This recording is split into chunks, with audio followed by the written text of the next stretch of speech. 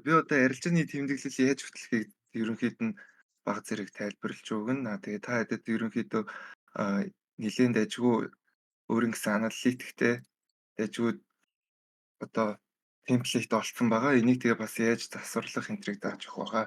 Тэгээ та хэд маань эхлээд Notion гэдэг энэ сайт руу орж агаад аккаунтаа нээгээд sign up хийгээд тэгчээд та хэдийн энэ доод буулан дээр templates гэж байгаа. Аль эсвэл би та хэд рүү линк явуулаад өгчин тэр линкээр ороод энэ add дээр нь дараад тэгээ өөрийнхөө одоо систем дээр нэмнэ гэсэн үг. За ингээд нэмэгдээд ороод ирсэн өөрийнхөө журналыг та хэд маань хүсснээрээ янзлж болно. Аа тэгээ янзлахад бол үнэхээр аюу дайжгүй. Одоо энэ болохоор та хэдэд жишээ болгож ингээд харуулсан одоо темплейтийн дагаврууд нь байна тий. Яг арилжаан дээр яаж хөтлөх юм бэ гэдгийг дагаад өгсөн байна. За эднэрийг та нар маань шууд ингэж устгаж агаад шууд new page дээр нь дараад одоо жишээ нь name гэдэг дээр нь за хамгийн анхны эхний арилжаа гэдэг ч юм уу тий. Нэг гэдэг тооч оруулдаг ч юм уу тий.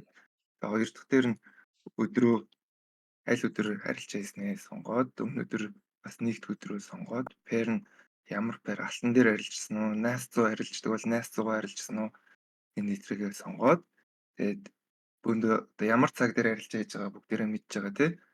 Одоо жишээ нь одоогийн байдлаар бол бид нэр Аз дээр арилжаа хийж байна. Хаашаа харж ийн вэ? Long орж ийн үү? Short орж ийн үү? Long short гэдэг нь buy sell гэсэн үг шүү дээ. Short and sell, long and buy тийм ээ. За long орж ийн үү тий.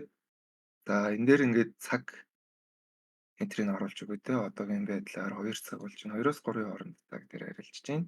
Тэгээ модель гэдэг нь та нарын стап байгаа. Та одоо өөрсдөө хідэн ч стаптай байж болно те. Энэ гурав харж ордог байж болно. QM харж ордог байж болно. Жижиг мөрөө харж ордог байж болно те. Тэгэхээр тэднэрийг ингээд тэмдэглэж болно. За тэгээд энэ дээрээ одоо ашиг алдагдлаа бичнэ. За жишээ нь одоо өнөөдрийн энтри хийгээд нэг $80 олсон байдаг ч юм уу тий.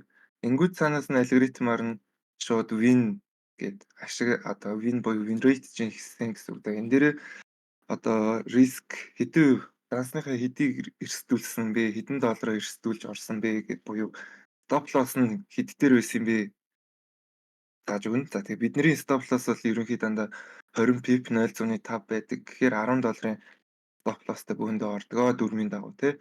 За дөрмөө дагсан уу мэдээж дөрмөө дагсан. Risk reward ratio чинь танаас нь шууд энэ хоёрыг томьёололоор цаана нь алгоритм нь бодоод өгчнө. За иймэрхүү байдлаар ингэж одоо арилжааныхаа тэмдэглэлийг хөтлөнө. Тэгээд нэмэлтээр юм оруулмаар байна гэвэл хамгийн уртлын name хэсгийнхаа энэ open in the side peak гэд ийшээ дараад энэнийхээ comment дээр нь одоо скриншотоо оруулаад тий эсвэл аль нэг ингээд тухайн үеийн төвшөөнийг нэмэлтээр хөтөлмөр байгаа нэг тэмдэглэл байвал нэмж хөтэлж болно. За тэгээд ингээд иймэрхүү ингээд мэдээллүүд ингээд оруулаад new page дээрээ дараад ингээд оруулаад явагсны дараа аналитик хэсэг рүү оронгууд та хэдэд маань та хэдийн одоо оруулсан мэдээлэл дээр чинь үндэслээд анализ гаргаж өгдөг байх нь биш шүү.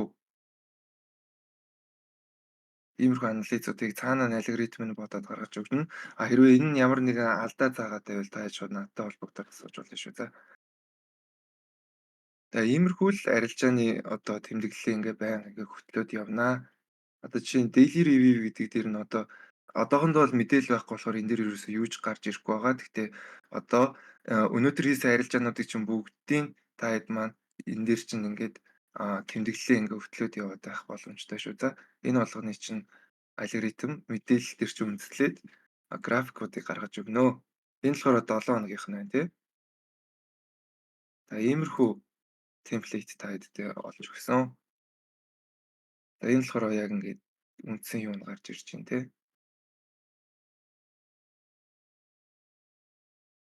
За иймэрхүү л байна да. Та тэгээд нэрээ илүү юм гэвэл та хэд жишээ нь дөөв ч юм уу те эсвэл одоо нэг ганц хоёрын цаг маг нь та хэдэд хэрэггүй гэж бодож ивэл яг энэ колумныхаа яг энэ дээр нь дараад mode хоёроо дараад delete property гэдгийг дараад ингээ устгахчих болно шүү да.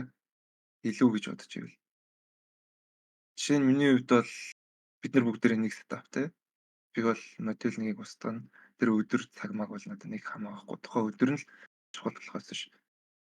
За тэгээд энэ минь бас нэг тийм чухал санагдахгүй л байна. За нэг иймэрхүү л байна да.